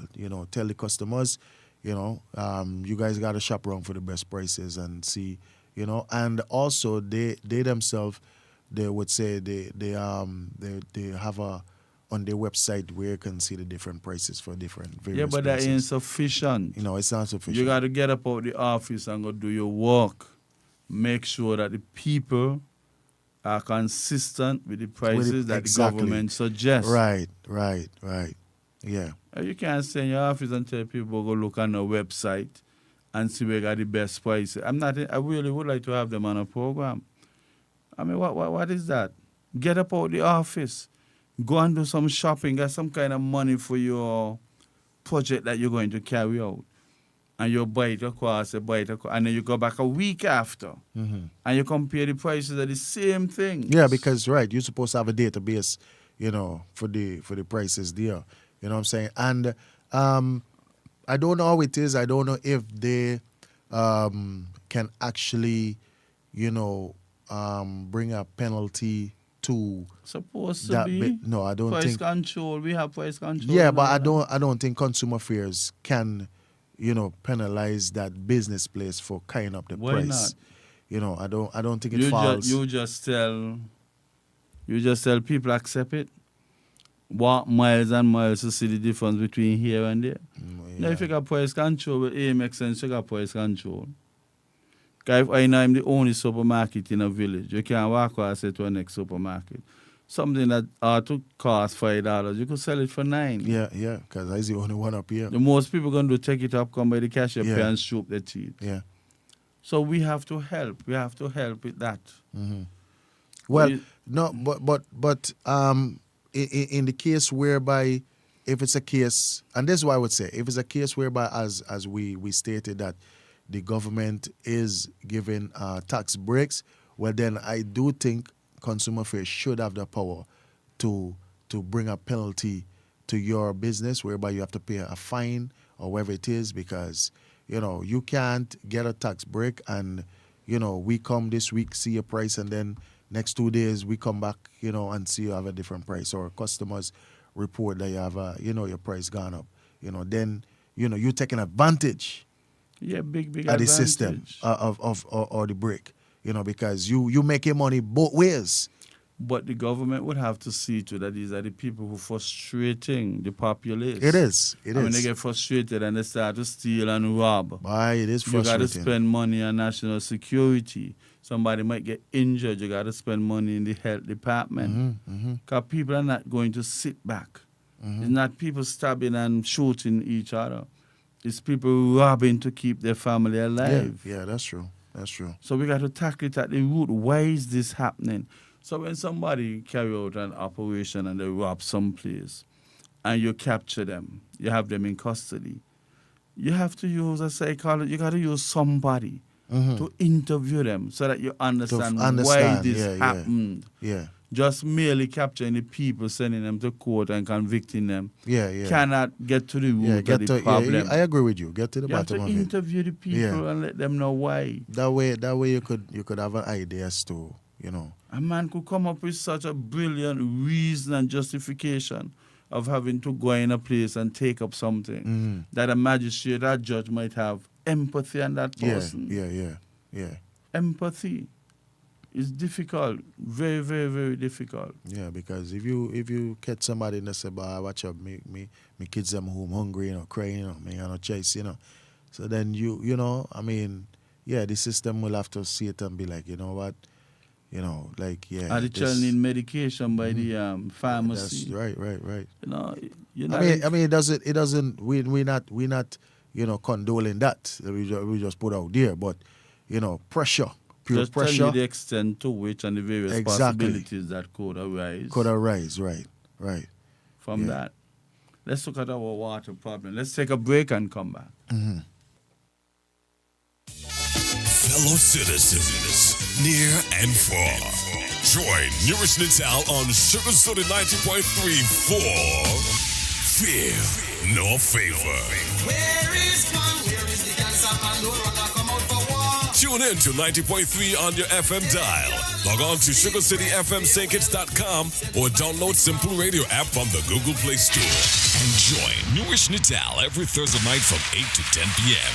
as Newrish Nital tackles the issues and take your call. Fear Nor Favor every Thursday night from 8 to 10 p.m. on Sugar City 90.3 FM.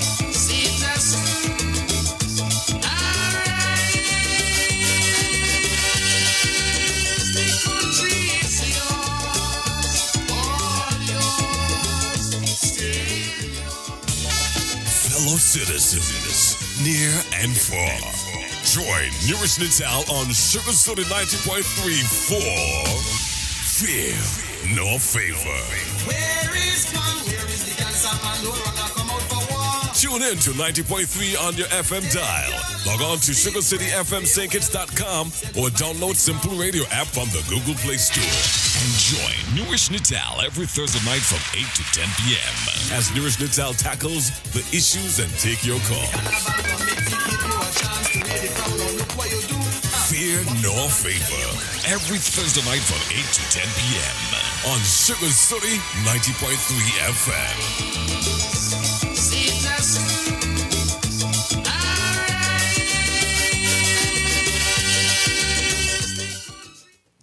Welcome back to Fear Nor Favor with our special guest tonight in the person of Rankin. Yeah, man.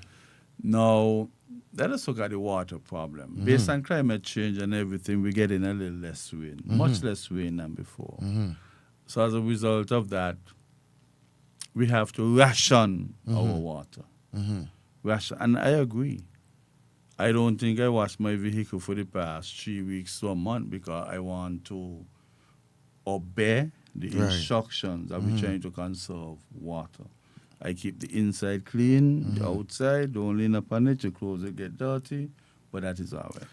Now, my situation with this is that you're asking a fraction of our population You hit the nail on the head. to conserve.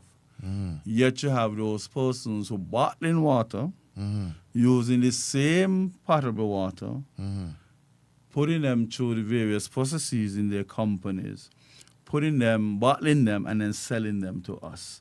Well, if water's scarce for you, it's scarce for me, why isn't it scarce for them as well?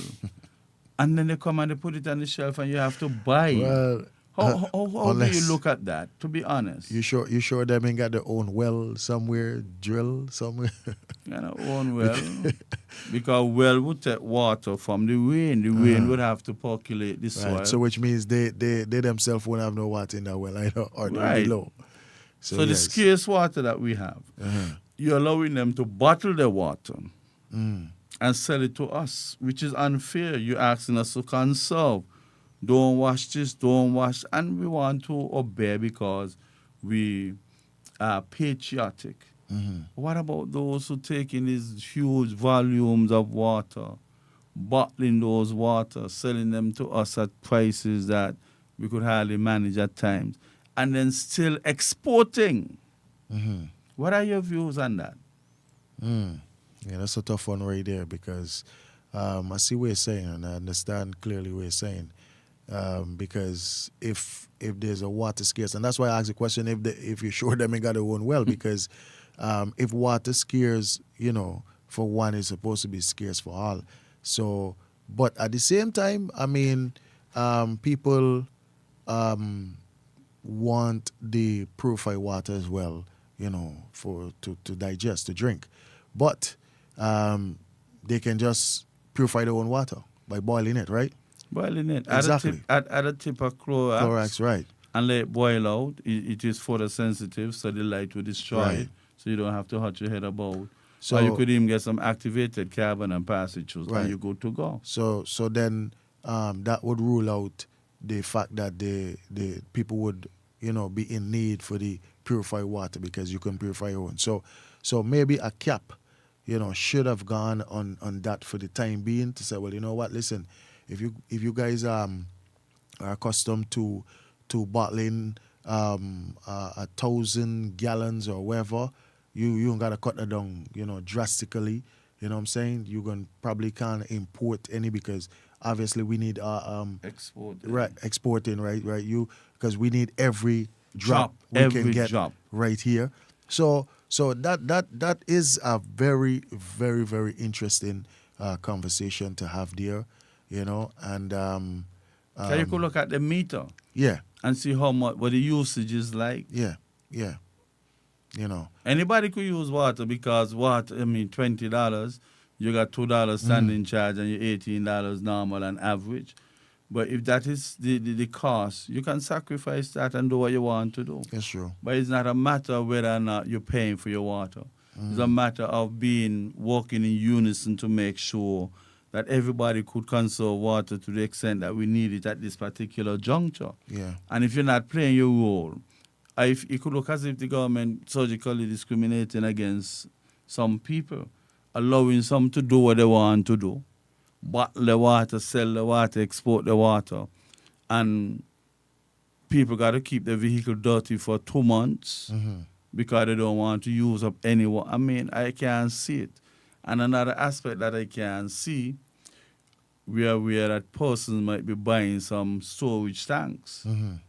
But my question is, where the water going to come from to put in the storage? No, serious. You put 1,000 of them. You're putting in 1,000 No, of you're them. right. You're right. Then the same potable scarce water you're going to put inside of that because we ain't getting sufficient rain for no kind of rain to fill up Yeah, those. but exactly. And the thing is because if you notice, right, a lot of the other Caribbean islands they have tanks and so in the yard because you have to have for that you will have to put the gutter thing around your roof. You understand? The sprouts, which will everything will catch the water from the roof, and that will lead it into one pipe into the tank. Yeah, I agree with all that under the ideal situation that is. But the gutter them only got in sunshine right now. Right, I know that. Only sunshine. No, where the water is. no. But that's the thing. That's what I was just trying to point out. A lot of the houses don't even have gutters, so that's another expense you have to put, in order to use those tanks. Otherwise, But the tank's supposed to go in what? Rainwater? Rainwater. But that's what I'm saying. If no You rain, don't fill them with potable water. but that's the thing. If there's no rain, that means the trucks will have to go around and fill the tanks them. Where the truck them getting the water from? They'll get it from wherever, the skis, source be. Whether they come in a tractor, they come in a truck, they come in a bus, they come in a tank, they come in a bar pan, it's the same water we're using to give to people. Where the water is. Well, And it's like coming from a desalination plant because we don't have that set up no, but if at you the look, moment. yeah, but if you look at it, right? If you look at it this way, if a community that is affected by the water, because it's not Just the, say Keon. right, and you issue tanks to the households in Keon, and you fill up those tanks. It don't matter where you get the water from, and you fill up those tanks. Mind you, now that tank would probably last for I'm saying maybe a week, 2 weeks if possible. You know what I'm saying? I don't know. It probably might be that. So here it is now. You could know, whereby in the case of rationing the water, you could be like, you know what? Well, water's scarce, so we'll just don't put on or put on anything in this area will can for example for the week because we fill up the tanks. You know what I'm saying? So that should last for a week, because if you didn't have the tank, you would have had to put on the water and take it off at some point in time. You know what I'm saying? So it's like it would have still worked out to be pretty much the same thing. But the difference is persons would have only had like the little kits, the little buckets, or the little blue barrel that, you know, food stuff coming, and they might have that, which they ain't gonna be, you know, for 2 days. That might barely be for 1 day, you know. How they gonna get the tanks filled? Well, that's what I'm saying. So Him half quarter. Well, that's what I'm saying. Where the water gonna come from? well, it is gonna come from the fire truck, because right now I know in the areas that's what the fire trucks, they go around, you know, and assisting, you know, by filling up people buckets and yeah, I whatever they have. understand that, Rankin. Mm-hmm. But where the fire truck getting its water from? From wherever The they same scarce water that we have. Well, yes, the same And asking people to conserve. Yeah, well, the same scarce water, but you know, everybody got to get some of the water. Even though it's scarce, you still have to get some. You So know. put some more over there in the tanks. Yeah, I understand. Yeah. But you think when you start to open up the pipes and carry on, Mm-hmm. you don't believe people can capitalize on the opportunity to get a hose or something. But you would think that if they're smart enough, that's what you would do. But that is what you don't wish for them to do. Because you're digging into Yeah, the but- scarce water. And you, instead of having water in circulation for people to use, you'd have taken that out of circulation and confined it to your domestic yard. But remember, that would only be for a period of time, because whenever the rain actually comes, you know, that rain water, which you would be catching from, you know, that would run off from the roof onto the sprout, and, you know, goes into the tank, because, you know, the tank will have to get a connection that will be able to get the rainwater from off the roof. Are you following the statistics and the extent of rain that we're getting? I know. It's not a lot. We got. I don't know what rain water that you put in the tank. We just Yeah, I debating know. and I having know. a discussion. No. I agree with you, because I've seen it. Just what, last week we were almost getting ready for a storm or hurricane, and then we find it shift and gone way out, and pure sun, and so we got for last weekend, which we were supposed to be expecting some rain and so, you know. But watch out, I guess we just got hope and pray and hope for the best. Yeah, but we have to now start to get our desalination plants set up. Mm-hmm. Because there's no scarcity of water when it comes to a desalination plant. Right. Seawater. You see water, that can't go scarce. Yeah, that could never go scarce. Well, and once you do that, the only problem that's going to confront you now is electricity. Mm-hmm. Because desalination plant needs a lot of electricity to keep them going.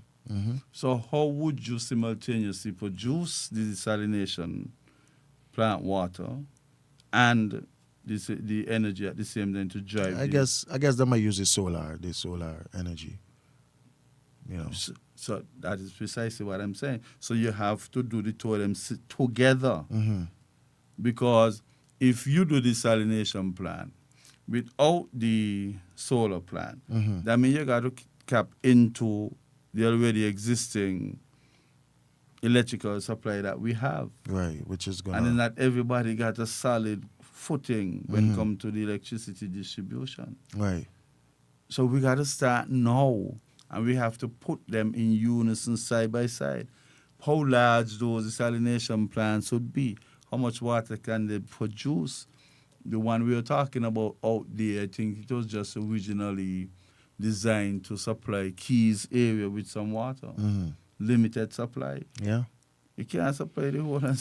Well, I guess the relative persons in charge would already have the database to show, well, you know, the entire country use this amount of water, right? Whether it's 500,000 gallons or whatever. I'm just saying. So now they will now have to work out the maths to say, well, we need this size plant, and we need a structure here, and as you said, the solar energy, you know, set up right next to it with where, you know, to to deal with that. They will have to work with the maths when it comes to that deal. You know what I'm saying? That's why, everybody got the part to play, the role to play. So hopefully, they're listening and they know, well, this is a concern, a major concern for people, but at the same time, we can't blame nobody for the water situation. As we all see, it's not raining like that, or at all. I know it's rained certain places, but another certain places don't get none. You know what I'm saying? But the desalination plant, I know they've talked about it at a couple of the press conferences because the questions was asked on many occasions, and they said they're going to be working on it. I don't know how fast or how soon, but that was what they said, because I think presently the last thing I heard the minister said is that they're getting water from the Marriott. Because the Marriott have, I think, a desalination plant. They have a small one. Desalination plant. Right. So they're buying water from them, so. Are they asking them to contribute? Well, they use the word buying. Okay, they use buying. Okay. So, yeah. So, that is okay. Okay, we buy. That's over the Frigate Bay side. Yeah, Frigate Bay side. So then what happened after that? Well, to the west area. Well, as you say, we just have to wait and see and hope for the best. But I would assume that, the desalination plant, they are working on it. If you ask me if they're working a little bit too fast or slow in it, I would have to agree with whoever thinks that way, because I think we're getting one for Nevis and one for St. Kitts. Yeah. Nevis population is about 15,000. Yeah. Ours is about 3 times. Yeah. So if you split it 1-1, we still disadvantage. You need well, more, unless more desalination unless our own will be bigger, or we'll have 2, because like I said, those in authorities should have the database as to how much water St. Kitts, I'm not talking about Nevis at the present moment. Okay, let's talk. How much we would consume, separately with getting the same database for Nevis, but they would have that database as to how much we consume, and then hopefully, I don't know how the desalination plants, by the sizes, how they go, but if there's big ones and small ones and medium ones, well then they will then have to know, well, all right, you know what, we need this one, But what about the well water in Keon? Well, the last thing I heard is that it was off for testing. You mean the well that it recently? Yeah, and the PM, my good friend, asked us to keep our fingers crossed. It should take about 3 days. Well, I didn't know about how much days it would take. A lot of 3 days and gone. I don't know how much days it would take, but that's the last thing I heard. Because I tried to get some answers on it, and that's what I was told. Yeah, but what we have to understand, let me put it into realistic perspective. Even if you find water in Keon, you got to ensure that the testing was done, right, and that the water and the tests don't do here. Right, they got to go overseas. Right, it take about a week, 2 yeah, weeks, whatever. To my understanding, what I was told, it goes to Barbados, and then it goes to Puerto Rico, then Miami, and then Miami. And the person that explained to me, he has been working in the water department for years, and he says basically once it passed Barbados, past Puerto Rico, and reach Miami, it's like an automatic pass already. Okay, let's pass it. Let's say Right. you get a pass. Then what happened after that? Well, then that's when they now would go and do the necessary running the pipes for the well. No, it ain't so easy. You have to go get your measurements. You got to be aware of your pressure down there. You got to be aware of your dimensions. And then you have to send these dimensions to a company who specializes in making these pumps for us. Then they have to, it will take a while to put them together. Right. When you put them together, now you come and you have them put in. You have to carry out a test to make sure that they could endure whatever pressures they will be exposed to. And then you would have to, having done all that, you have to run your lines now for distribution. Luckily for the thing in Keon, they already have a main pipe there that they don't have to install. They could just run from that. Okay. But we don't want people to be getting it's nice to keep people hope alive, but it's good to be positive, but it's better to be realistic. And the care and water situation, they must not feel like they're getting water next month. You still have to go take your measurements, dimension, and send it overseas to be processed. And So we're looking at a couple months pretty much. looking at next year, May, June, July. So far. Yeah, because we that's have to do all these things. That's long. I'm not And then- disputing and then it, you but I have- don't think it. Nah, man, that might be too Yeah. long, man. You have to get a well feel. Where you put down that well, you have to keep the area. Just in case something happened to that well, you could drill close by. Oh, okay. And then if you go too far down, you might meet up salt water. You got salt Right, water right. intrusion. You have to abandon that. Yeah. So we are hopeful, yes, that we'll get water. But don't feel like it can happen next week. Keep your hope alive, but be realistic. The measurements and these things would have to go overseas. So let me ask you this. So just like how you put it over, why can't the persons in charge put it over that way? You have to keep hope alive. Yeah, but by keeping hope alive and saying, you know what, we'll get the results back in 3 days, or we should have the well up and running in no time. That's But the well can be up and running. You could get back the results and work out Yeah. whether it is drinkable. no, I understand, but I'm referring to as you say, keep hope alive. But you're giving false hope, and then now when you give false hope and people get frustrated, you wondering and you getting upset as to why they upset at you. But it's you give the false hope rather than come and say straight up, hey, we get water, but all you don't look for this now. We might end up if this could use. We're looking at least 6, 7, 8 I beg months. you stick to the radio station. You can't be a politician then. You have to keep hope alive. I agree. Yeah, it's not so easy just Watch out. to My do thing the is, dimension and listen, get the pumps. a lot of politicians, if they just be straightforward, yes, you might have people upset with you, yes, but at the same time, you're straightforward. Well, sometimes you have people advising you to, and you're not getting the best out of them. Yeah, well, Sometimes they prefer to tell you what they think is best for you at that juncture. no. But they had a consultation in K-On last week, Thursday, with the PM, Congress Maynard, and Cromwell, the water engineer, the guy in charge of the water manager guy.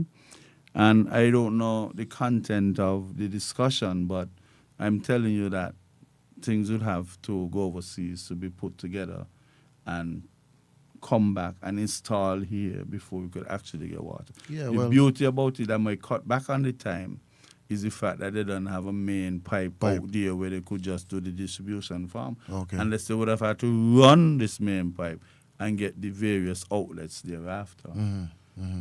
So keep hope alive. Well, like I said, and I'm going to maintain that stance.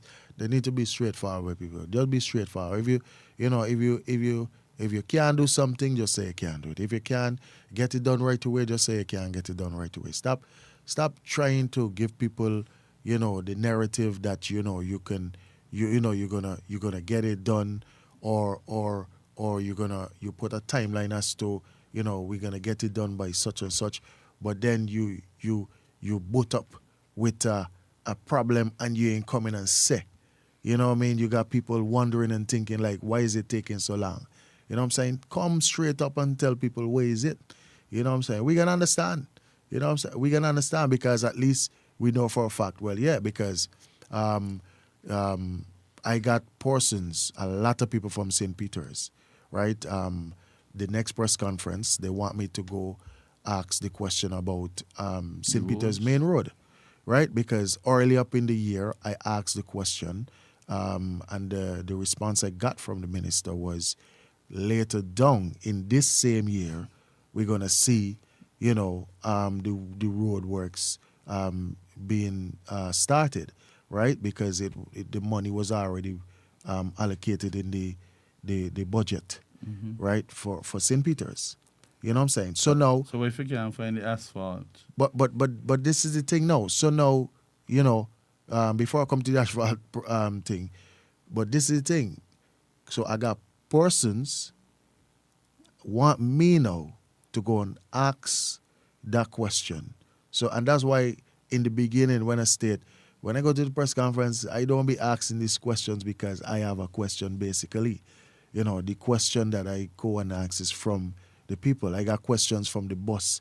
The boss guys them, you know, for St. Peter's as well. They're facing some difficulties. I got questions from entertainers, you know what I mean, about bringing in stuff for the entertaining business, but then custom charging your arm and a leg, you know what I'm saying? So you know, it's a variety of things, you know what I'm saying? I can come back on your program and discuss all these things, you know what I'm saying? Because it's a variety of things. A lot of questions out there. So now I just got to now formulate the question and put it in a way whereby, you know, I don't really offend anybody, you know, but I mean, somebody's going to be offended one way or the other. It's either, you know, you ask the question and they don't like it, or you don't ask the question and the people see and be like, wow, how come you didn't ask me question? And so forth. You know what I'm saying? So, and that's the thing. So it's like, yeah. Also another thing, the next time I come back, we'll have to touch on the media, you know, because people looking at us and be like, you know, we're not asking certain questions and some things. Trust me, that would take a whole show to speak on that, because people really don't understand how frustrating it has been sometimes for a media person, you know, to go ask certain questions where you know you ain't gonna get a straightforward answer in the first place, you know. That is where follow-up questions come in. Yeah, but even if your follow-up question is like, you know, it might still be a little circle or something, you know. But I do understand what they're saying, because I even talked to some of the fellow media persons that I've interact with at press conferences and so on. So listen, you know, we gotta buckle down, you know what I mean, and get a little bit more aggressive, you know what I'm saying, and do a little bit more investigation as well, you know. Yeah, we need more investigative journalism. Because I don't see a lot of that happening. You know what I'm saying? I don't see a lot of that happening, because once you do that now, then you know for a fact that, listen, yeah, you can, wherever you tell me, I now have the facts, you know, based upon, you know, my investigation. But then you got to be careful, you know, kind of equilibrium there, you got to be careful, because you don't want to go across as being confrontational. I know. You understand? Yeah, there's ways to do that. And sometimes there's only one way to ask a question. You could use the tone of your voice and produce a smile, but the question is still at the nucleus of it. Yeah. And you don't want to bully the people you're asking the question. No. At the same time, you don't want to appear to tame in the eyes of the people who sent you. Right. So it's an equilibrium you have to establish. Right. Because even if when you go investigate and you ask some questions, you know for a fact that is not all the time you're going to get straightforward answers from the agencies or wherever you're going to, you know, do your investigation. So, you know, but like I said, you know, next time, you know, I come back is going to be another wide range of stuff to speak on. The voices of the people. Yeah, because like I said, you know, questions come from the people and I gotta just try to formulate it and put it forward to them, you know. And St. Peter's, trust me, the main road, as easy it might sound, it is frustrating a lot of people up there right now. Yeah, but the PM addressed that recently. Yeah, it's frustrating a lot of people right now. So hopefully, you know, the minister. Mr. Minister, I know you're a man of your word, and you know you said, you know, later down this year you're gonna start. So hopefully, you know, we start to see some grading up of the roads them, and you know, 'cause you still gotta put some sidewalks and things too. So it's a whole process. You know what I'm saying? Yeah. Okay. Well, we have come to the end, and hopefully, our next round we might include Lardis in our discussions. They got to start being a part of it, and by will or by force. And once we're in the end, we ask a question. She got to answer. Yeah, and I think the discussion was lovely. Mm-hmm. It's a good start, and we'll have many more like this. Yeah, man. You understand? That's a must. We could even create a debate. Yeah. You for, you against. And yeah. I like that. I like those type of things. But you know what I'm saying? As the host, I got to strike a balance, but I prefer two other persons debate and I just moderate. Because I could tell you take a side, I take the other side, and we just go. Right. But some people, they are very narrow-minded and feel like this side you take is your actual side in real life. So, you understand? It's true. So or they label you as you know, you're picking up for them and that's you and so forth. Yes, sir. Thank you for listening to us. And don't forget, Sugar City, we have the capacity and the ability to expound on many topics. And you just want the opportunity to get to do that because we have a great listenership and we want to make sure that we satisfy them from a matter of providing information to keeping them au fait, not only au fait, but au courant, up to date, and current with the affairs that are going on in our little federation. So thank you very much and enjoy the rest of what is left of Thursday night. Yeah, man. The opinions and statements made by the host and participants in this program are not those of the